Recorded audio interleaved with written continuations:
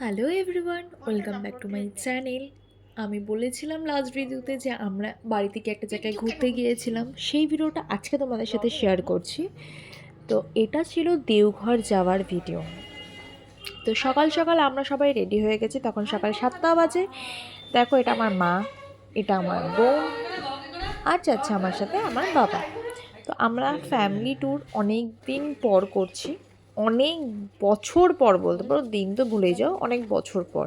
কারণ আমার বাবা বিজনেসম্যান, তো বাবার কাছে একদমই টাইম হয় না। যখন বাবার কাছে টাইম হয় তখন আমার কাছে টাইম হয় না, যখন আমার কাছে টাইম হয় আমার বোনের এক্সাম থাকে।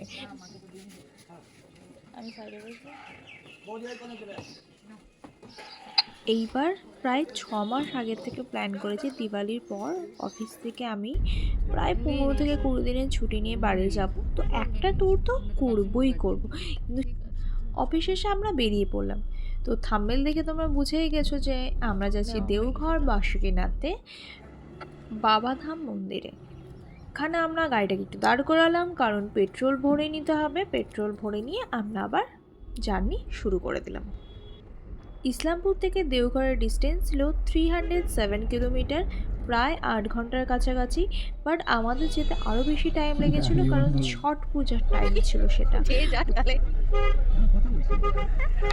এখন আমরা পূর্ণিয়ার মধ্যে চলে এসেছি, দেখতেই পাচ্ছ বাজার বসে গেছে, কারণ ছট পূজা, তার জন্য ভিড়টা আরও বেশি ছিল। মানে ছট পূজা না, ছট পূজার ঠিক একদিন আগে, 1 দিন থেকে 2 দিন আগে আমরা গিয়েছিলাম।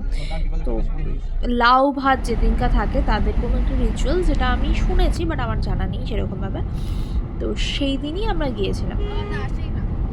প্রায় অনেকটা পথ পার করে আসার পরে আমরা এবার এখান থেকে ব্রেকফাস্ট করে নেব। তো ব্রেকফাস্টের জন্য আমরা ওয়েট করছিলাম কোথায় যাওয়া যায়। খুব সকাল বলে সব জায়গাতে খাওয়ার রেডি ছিল না। সেই খাওয়ার উদ্দেশ্যেই আমরা জাস্ট এদিক থেকে ওদিক যাচ্ছিলাম। এই দোকান থেকে আমরা কিছু মিষ্টি প্যাকেট প্যাক করে নিলাম রাস্তার জন্য। যেখানে যেমন সেখানে সেভাবে চলতে হবে। লাস্টে এখান থেকে আমরা পুরি সবজি নিয়ে নিলাম।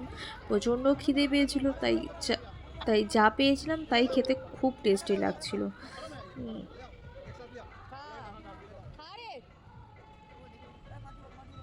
ব্রেকফাস্ট করে নেবার পরে এখান থেকে আমরা নিয়ে নিলাম 2টো দুধ চা।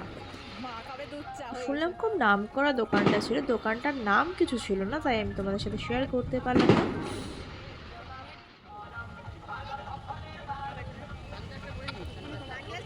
তারপর আমরা আবার জার্নি স্টার্ট করলাম এখান থেকে।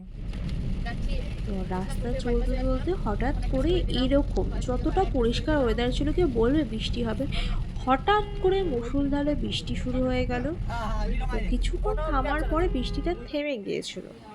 তো এই করতে করতে দুপুর 3টে বাজে। তো আমরা লাঞ্চের জন্য একটা পেট্রোল পাম্পের পাশে ছোট্ট একটা খাবারের হোটেল ছিল, তো সেখানে দাঁড়িয়ে পড়লাম। মা ভাতের ভেজ থালি নিয়েছিল, আর আমি, বনু আর বাবা নিয়েছিলাম রুটি আর তড়কা। খাবারটা নো ডাউট ফ্রেশ ছিল, এবং আমি ভেবেছিলাম প্রচণ্ড ঝাল হবে, কিন্তু একদমই ঝাল ছিল না। এবং উপর দিয়ে একটা ইউনিক জিনিস মালাই ইউজ করেছে, যেটা আমাদের ওয়েস্ট বেঙ্গলে হয় না। এই করতে করতে সন্ধ্যে 6টা বেজে গেল, আমরাও প্রায় পৌঁছে গেছি। আমরা হোটেলে উঠে ড্রেস চেঞ্জ করে বেরিয়ে গেলাম দর্শনের জন্য, কারণ আমাদের অনেকটা লেট হয়ে গেছে। তো হোটেল রুমটা তোমাদের সাথে পরে শেয়ার করছি, আগে ফার্স্টে তোমাদেরকে মন্দিরটা দেখিয়ে দিচ্ছি।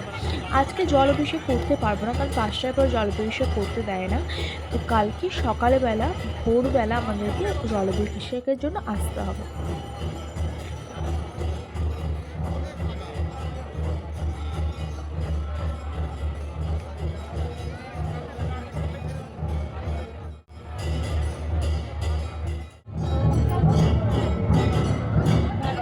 সন্ধ্যের টাইমে আমরা আরতিটা দেখতে পেয়েছিলাম। এই যে দেখো, ওদিকে আরতি হচ্ছে আর এদিকে ও কি বলছে আমি বুঝতেই পারছি না। তো আমরা এখানে একটা প্রদীপ আর ধূপ জ্বালিয়ে দিচ্ছিলাম। অ্যাকচুয়ালি ক্যামেরাটা করতে দিয়েছিলাম আমার মাকে, তাই বারবার করে বলছিলাম দেখো কিন্তু ঠিক করে করো কিন্তু।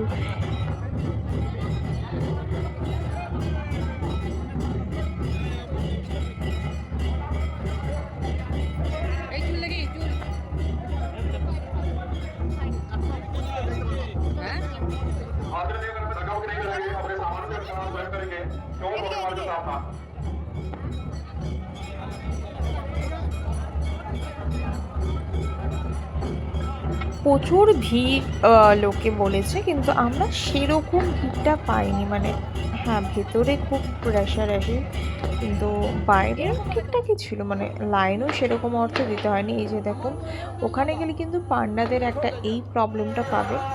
তো আমরা পান্ডা নিইনি, কারণ ভিড় কম ছিল, আমাদের বেশিক্ষণ ওয়েটও করতে হয়নি লাইনে। আমরা সবাই লাইনে দাঁড়িয়ে পড়েছিলাম।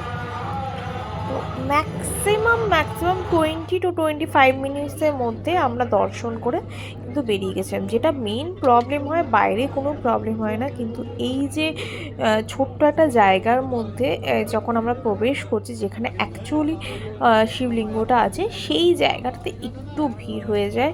লোক অ্যাকচুয়ালি মানুষ এতটা ধৈর্য ধরে লাইনে থাকে, কিন্তু ভেতরে ঢুকলে যেন তারা কেমন হয়ে যায়। দেখো, এখানে সবাই দর্শন করতে এসেছে, সবাই ভালোভাবে যাতে দর্শন করে। তুমি দেখবে আর 10টা মানুষ দেখবে না, তা তো হয় না। সবাই যদি একটুখানি বুঝে চলে, তাহলে কিন্তু এই যে রাশটা পড়ে, সেই রাশটা কিন্তু কোনো জায়গায় হয় না, মেনটেন থাকে। এরা নিজেরাই মেনটেন করা যেতে পারে, এর জন্য কাউকে লাগে না। বাট এই বেসিক সেন্সটা মানুষের মধ্যে সত্যি ধীরে ধীরে কমে যাচ্ছে। বাদ দাও। তারপর আমরা ওখান থেকে দর্শন করে, ভালো করে দর্শন করে বেরিয়ে সামনেই দেখতে পেলাম গোলগাপ্পার দোকান। তো বাইরের একটা জায়গাতে এখানকার গোলগাপ্পা কেমন হয়, ট্রাই না করলে কি চলে? তো সবাই একটু একটু করে ট্রাই করলাম, আর নিয়েছিলাম চাট। এই চাটটা আমার বেসিক্যালি অত ভালো লাগেনি, কি গোলগাপ্পাটা আমাদের মতনই ছিল। ওটা কিন্তু আমাদের কলকাতার মতো টেস্টটা না, কলকাতার টেস্টটা সত্যি বেটার। তারপর আমরা এখান থেকে ঠিক করলাম যে পায়ে হেঁটে একটু ঘুরে, মানে একটু এলাকাটা ঘুরে তারপর আমরা আমাদের হোটেল রুমে যাব। তো এই যে পৌঁছে গেলাম কৃষ্ণা হোটেলে, আমরা ছিলাম একদম পায়ে হাঁটা 10 মিনিট মন্দির থেকে প্রায়। তো হোটেলটা কিন্তু খুব সুন্দর ছিল, খুব সুন্দর, তোমরা দেখতে পাচ্ছ।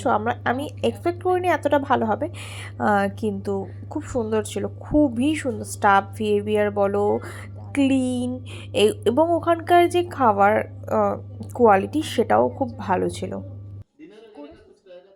ओके ओके, मैं 10 मिनट में बता रही हूँ। रूम पे मेनू कार्ड होगा ना? ओके ओके, ठीक, ओके। তো রুমে ঢুকে গেছি আমরা প্রায় 7:30-8টা নাগাদ। এটা মেইন প্রবলেম হয়েছিল যে আমরা 7 ঘন্টা থেকে 8 ঘন্টা জার্নি লাগবে, 4টা থেকে 4:30টার মধ্যে পৌঁছে যাব, কিন্তু আমরা রাস্তায় এত জাম পাওয়ার জন্য আমাদের পৌঁছাতে হতে 6:30 বাজলো। তো জলাভিষেক আমরা সেদিনকার করতে পারিনি। তো নেক্সট দিন সকালবেলা যদি জলাভিষেক করে আমাদের বাসুকীনাথের উদ্দেশ্যে রওনা দিতে হয়, তাহলে 4টের মধ্যে আমাদেরকে এই মন্দিরে চলে যেতে হবে। এত দূরে এসে আমি জল অভিষেক না করে তো যাব না। এদিকে আমার অফিসের একটু কাজ ছিল, সেই কাজটা আমি করতে বসে গেছিলাম। রাতে ডিনারটা আমরা এই কৃষ্ণা প্যারাডাইস থেকেই করেছিলাম। তো খাবারের প্রাইসটা নো ডাউট রিজনেবলই ছিল, আর 20 মিনিটসের মধ্যে ডিনার পুরো রেডি করে তারা রুমে এরকমভাবে নিয়েছিল। নিচেও তাদের রেস্টুরেন্ট ছিল, বাট আমরা রুমেই প্রেফার করেছি। ডিনারের জন্য আমরা অর্ডার করেছিলাম স্যালাড, রুটি, ফ্রাইড রাইস, মিক্স ভেজ আর পনির। প্রত্যেক কটা আইটেমই খেতে কিন্তু খুব ভালো ছিল, আর ডেজার্টে 2টো গোলাপ জামুনও অর্ডার করেছিলাম। আর আমার খাবার নিয়ে খুব ডাউট থাকে, এবং আমার খাবার নিয়ে খুব পেকনাও থাকে, তো কিন্তু আমার খাবার এখানকার খুবই ভালো লেগেছিল। তো তোমরা যদি কেউ যাও দেওঘরে, তোমরা কিন্তু কৃষ্ণা প্যারাডাইসে ডিটেলস আর ফোন নাম্বারটা আমি ডেসক্রিপশনে দিয়ে দেবো। हुए भी ये काम कर रहा है। इतना ईमानदार लड़की कहीं मिलेगी? শেষে বুনু কিছু না देखिए পেয়ে आप আমাকে लोग নিয়ে খিল্লি করতে শুরু করে घूमने দিল। आने टाइम भी ये काम कर এই रहा है, ভিডিওটা देखिए। আজকে এই পর্যন্ত। मुंह তারপরে আমরা दिखाइए ঘুমিয়ে जरा। পড়েছিলাম, এবং নেক্সট ডে কীভাবে পুরোটা প্ল্যানিং করলাম সেটাও তোমাদের সাথে শেয়ার করবো। দেখতে থেকো, যদি ভালো লেগে থাকে একটা লাইক, শেয়ার, কমেন্ট করে দিও। Bye bye.